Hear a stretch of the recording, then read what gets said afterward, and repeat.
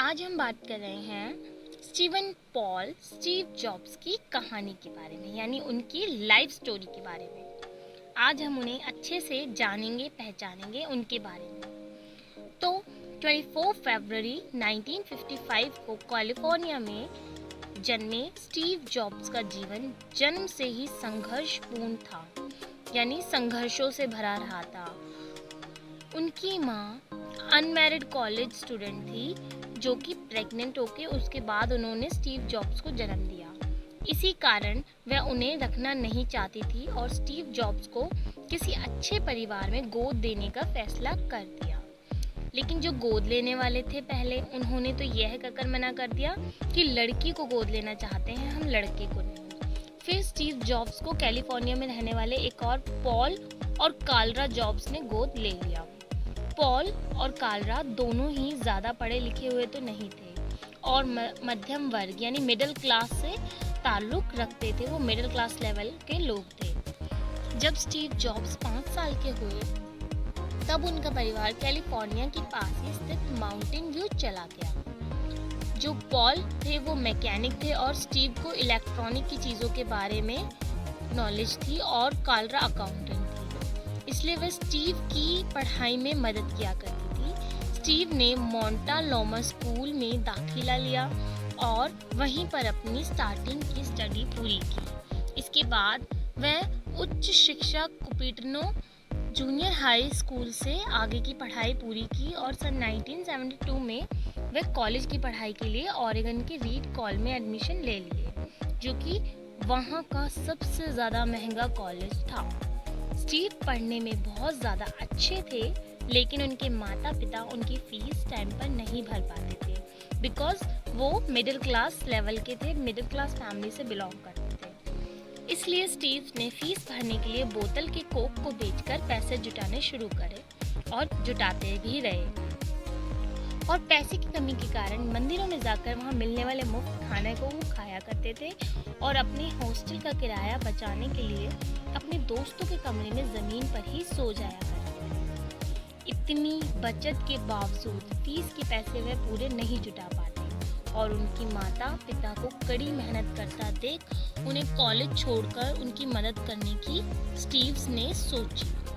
लेकिन उनके माता पिता उनसे बिल्कुल सहमत नहीं थे, इसलिए अपने माता पिता के कहने पर कॉलेज में नहीं जाने की जगह वह क्रिएटिव क्लासेस जाना मान गए, जाना स्वीकार किया। जल्द ही उसमें स्टीव को रुचि बढ़ने लगी, जो क्रिएटिव क्लासेस में वो जाने लगे थे। क्लासेस जाने के साथ साथ वह अटारी नाम की कंपनी में टेक्नीशियन का काम भी करने लगे, क्योंकि उन्हें नॉलेज थी टेक्नीशियन की। स्टीव आध्यात्मिक जीवन में बहुत विश्वास करते थे, इसलिए स्टीव अपने धर्म गुरु से मिलने भारत भी आए और काफ़ी समय भारत में गुजारा। भारत में रहने के दौरान उन्होंने पूरी तरह बौद्ध धर्म को अपना लिया और बौद्ध भिक्षु के जैसे कपड़े पहनना शुरू किया और पूरी तरह आध्यात्मिक हो गए और भारत से वापस कैलिफोर्निया फिर कुछ टाइम बाद चले गए। सन 1976 में जब वो सिर्फ 20 वर्ष की उम्र में थे, उन्होंने एप्पल कंपनी की स्टार्टिंग की, यानी शुरुआत। स्टीव ने अपने स्कूल के सहपाठी मित्र, यानी जो स्कूल के जो फ्रेंड्स होते हैं ना कैजुअली, वोजनियाक के साथ मिलकर अपने पिता के गैरेज में ऑपरेटिंग सिस्टम मैकिंटोश तैयार किया और इसे बेचने के लिए एप्पल कंप्यूटर का निर्माण भी वे करना चाहते थे। लेकिन पैसों की कमी के कारण समस्याएं आ रही थी, प्रॉब्लम आ रही थी। लेकिन उनकी ये समस्या उनके एक मित्र माइक मुरकुल्ला ने दूर कर दी। साथ ही वह कंपनी में साझेदार भी बन गया और स्टीव ने एप्पल कंप्यूटर बनाने की स्टार्टिंग की। साथ ही उन्होंने अपने साथ काम करने के लिए पेप्सी, कोका कोला कंपनी के मुख्य अधिकारी जॉन स्क्ली को भी शामिल कर लिया।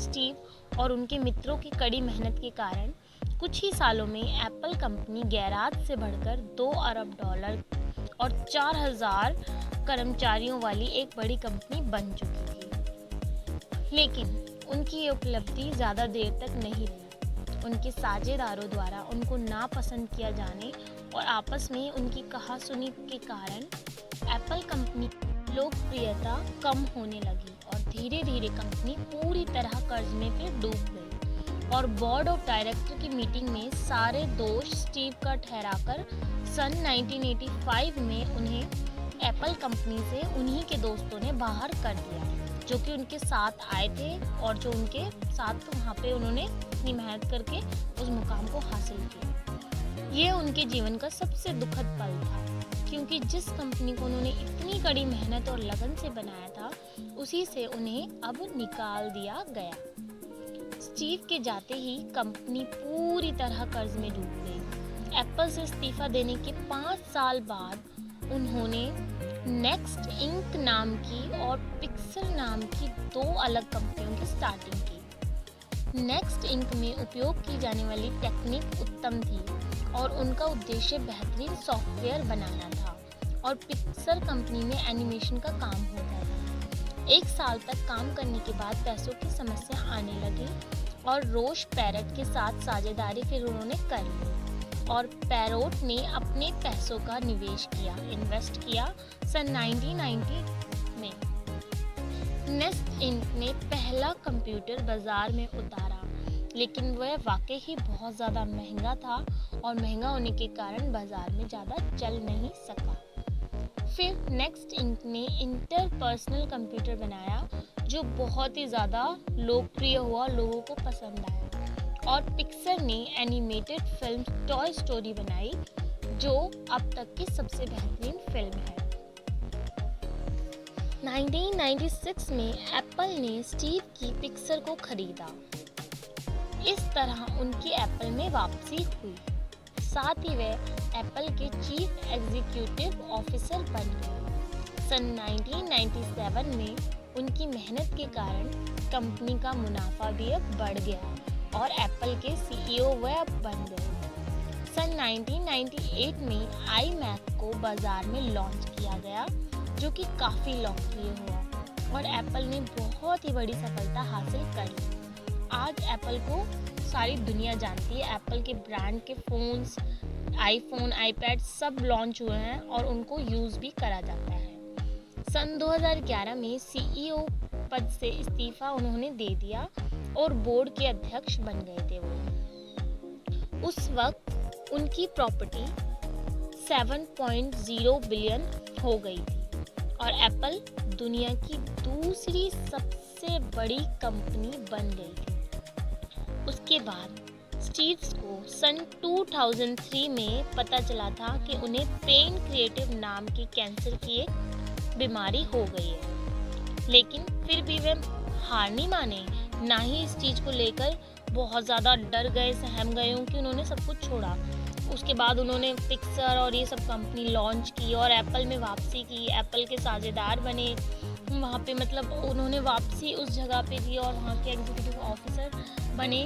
बाद में इतनी अच्छी सफलता हासिल करने के बाद वे वहाँ पे डेली जाया करते थे रोज़ कंपनी में, ताकि लोगों को बेहतरीन से बेहतरीन टेक्नोलॉजी प्रदान कर सके। यानी जितनी उनके पास नॉलेज थी वह उसको बांटना चाहते थे लोगों के साथ। और कैंसर की बीमारी के चलते ही 5 अक्टूबर 2011 को पालो आल्टो के कैलिफोर्निया में ही उनका निधन हो गया था।